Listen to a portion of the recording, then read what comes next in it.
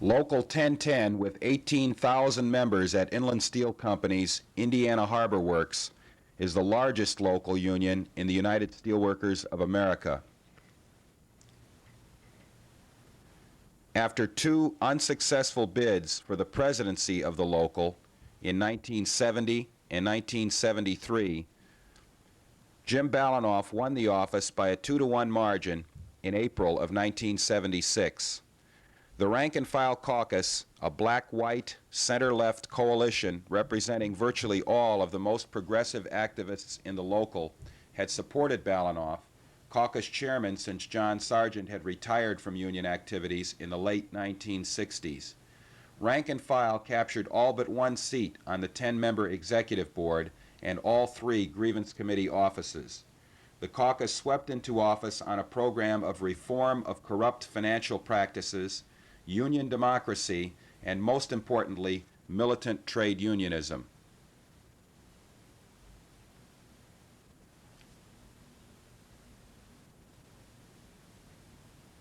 Bill Andrews, elected vice president with Balanoff, took over the presidency in 1977, the year Ed Sedlowski, then district director of District 31, challenged Lloyd McBride for international president, and Balanoff was elected director of District 31. Safety and health, environmental, and broader social issues raised by the caucus played important roles in the landslide victory of 1976, which overcame vicious red baiting of Balanoff and others. Red baiting had been used against rank-and-file candidates in Local 1010 since the McCarthy era and earlier.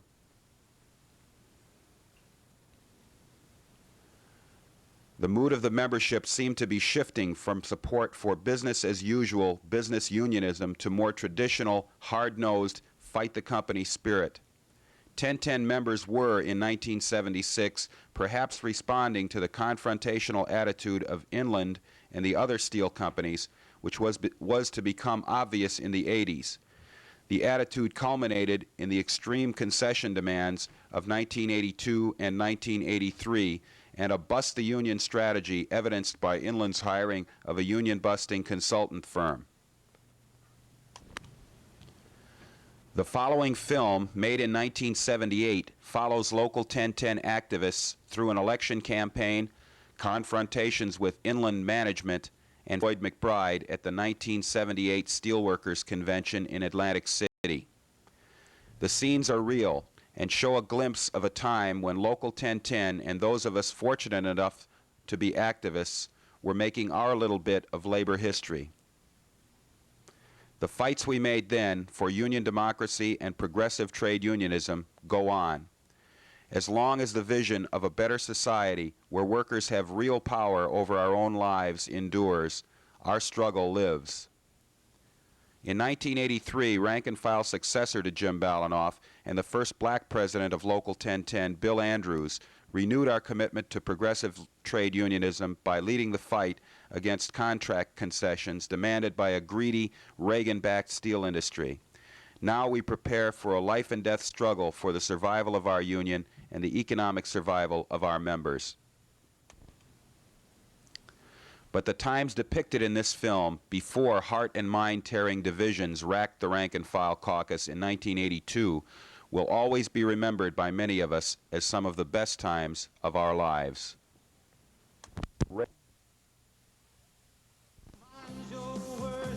Unseen, unsung, unheard, undone.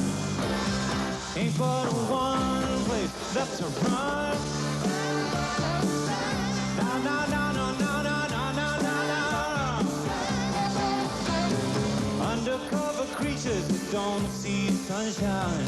Make it in the dark, don't think twice. Never mind making nice. Black eyes, black sights, black magic right. So comes the time to stand and fight. I mean to stand and fight, yo.